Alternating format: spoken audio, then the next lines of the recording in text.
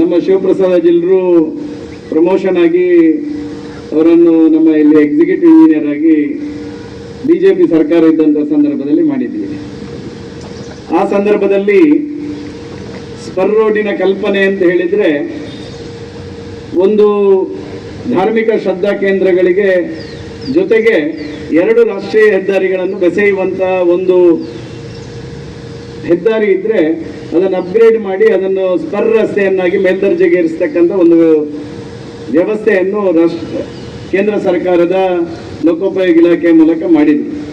ಆ ಸಂದರ್ಭದಲ್ಲಿ ಶಿವಪ್ರಸಾದ್ ಅಜಿಲ್ರು ನಾನು ಮಾತಾಡ್ತಾ ಇರಬೇಕಾದ್ರೆ ನಮ್ದು ಪ್ರಮುಖವಾಗಿರ್ತಕ್ಕಂಥ ರಸ್ತೆ ಇದ್ದದ್ದು Punjalkatte to Charmadi, Punjalkatte to Charmadi already line estimate ಆಗಿ ಟೆಂಡರ್ ಅಪ್ರೂವಲ್ಗೆ ಹೋಗಿತ್ತು.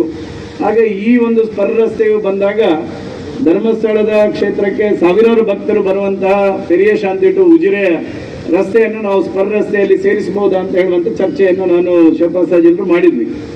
ಆಗ ಶಿವಪ್ರಸಾದ್ ಜಿಲ್ರು ಅವರ ಹಿರಿಯ ಅಧಿಕಾರಿಗಳನ್ನು ಸಂಪರ್ಕ ಮಾಡಿ ಇಲ್ಲ ಇದನ್ನು ಲೈನ್ ಎಸ್ಟಿಮೇಟ್ ಮಾಡಿದರೆ ಸಾಧ್ಯ ಇದೆ ಅಂತ ಹೇಳಿದ್ರು. ಆ ಸಂದರ್ಭದಲ್ಲಿ ಲೈನ್ ಎಸ್ಟಿಮೇಟ್ ಅನ್ನು ಮಾಡಿ ನಾವು ಅದನ್ನು ಇಲ್ಲಿಂದ ಫಾರ್ವರ್ಡ್ ಮಾಡುವಂಥ ಕೆಲಸ ಮಾಡಿದ್ವಿ. ಆಗ ನಮಗೆ ಸಹಕಾರ ಮಾಡಿದವರು PWD ಇಲಾಖೆಯ ಪ್ರಿನ್ಸಿಪಲ್ ಸೆಕ್ರೆಟರಿ ಆಗಿದ್ದಂಥ ರಜನೀಶ್ ಗೋಯಲ್ ಅವರು. ನಾನು ರಜನೀಶ್ ಗೋಯಲ್ ಅವರನ್ನು ಈ ಸಂದರ್ಭದಲ್ಲಿ ನೆನಪು ಮಾಡಬೇಕು. ಯಾಕಂತ ಹೇಳಿದ್ರೆ ನಮ್ಮ ಮುಂಜಾಲ್ಕಟ್ಟೆ ಚಾರ್ಮಾಡಿ ರಸ್ತೆಯನ್ನು ಸಹ ಆನ್ಯುವಲ್ ಪ್ಲಾನ್ ಅಲ್ಲಿ ಸ್ಟೇಟಿನ ಆನ್ಯುವಲ್ ಪ್ಲಾನ್ ಅಲ್ಲಿ ಸೇರಿಸಿದ್ದು ರಜನೀಶ್ ಗೋಯಲ್ ಸಾಹೇಬರು. ಈ ಸ್ಪರ್ ರಸ್ತೆಯನ್ನು ಸಹ ಸ್ಟೇಟಿಂದ ರೆಕಮೆಂಡ್ ಆಗುವಂತಹ ಆ ರಸ್ತೆಗಳಲ್ಲಿ ಪ್ರಾಯಶಃ ಮೊದಲ ಸ್ಥಾನದಲ್ಲಿ ಇಟ್ಟು ಅದನ್ನು ಕೇಂದ್ರಕ್ಕೆ ಪ್ರಸ್ತಾವನೆಯನ್ನು ಕಳಿಸ್ತಕ್ಕಂಥ ನಿಟ್ಟಿನಲ್ಲಿ ರಜನೀಶ್ ಗೋಯಲ್ ಅವರು ಸಹ ನಮಗೆ ಸಹಕಾರವನ್ನು ಆ ಸಂದರ್ಭದಲ್ಲಿ ಮಾಡಿದರು. ಆನಂತರ ಅದು ಡೆಲ್ಲಿಗೆ ಹೋಯಿತು. ಡೆಲ್ಲಿಗೆ ಹೋದ ನಂತರ ಶಿವಪ್ರಸಾದ್ ಜಿಲ್ರು ನಾನು 2-3 ಸಾರಿ ಡೆಲ್ಲಿಗೆ ಹೋಗಿ ಅಲ್ಲಿ ಮಾತಾಡಿ ಬಂದ್ವಿ. ಆ ಸಂದರ್ಭದಲ್ಲಿ ಅವತ್ತಿನ ಸಂಸದರಾಗಿರ್ತಕ್ಕಂಥ ನಳಿನ್ ಕುಮಾರ್ ಕಟೀಲ್ರು ಅದಕ್ಕೆ ಪೂರ್ಣವಾಗಿರ್ತಕ್ಕಂಥ ಸಹಕಾರವನ್ನು ಆ ಸಂದರ್ಭದಲ್ಲಿ ಕೊಟ್ಟರು. ಎಲ್ಲ ಫೈನಲ್ ಆಗ್ತಾ ಇರಬೇಕಾದ್ರೆ ಒಂದ್ಸಲ ನಾನು ಶಿವಪ್ರಸಾದ್ ಜಿಲ್ರು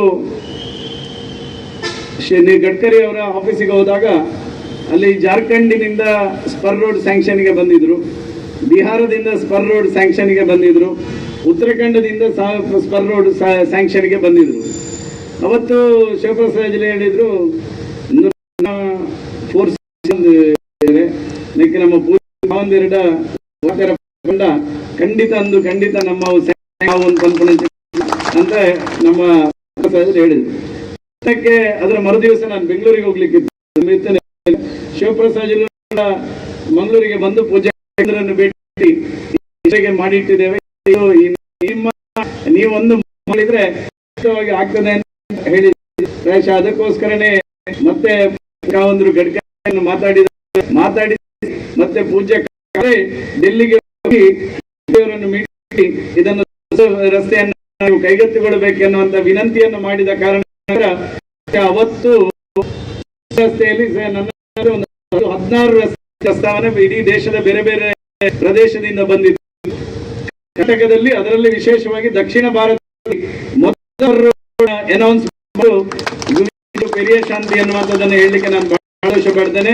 ಈ ಸಂದರ್ಭದಲ್ಲಿ ಪೂರ್ಣವಾಗಿ ಸಹಕಾರವನ್ನು ಕೊಡತಕ್ಕಂಥ ಪೂಜ್ಯ ಕಾವಂದರಿಗೆ ಈ ಸಂದರ್ಭದಲ್ಲಿ ಪೂರಕವಾಗಿ ಅಭಿನಂದನೆಗಳನ್ನು ಹೇಳಲಿಕ್ಕೆ ನಾನು ಬಹಳ ಇಷ್ಟಪಡ್ತೇನೆ.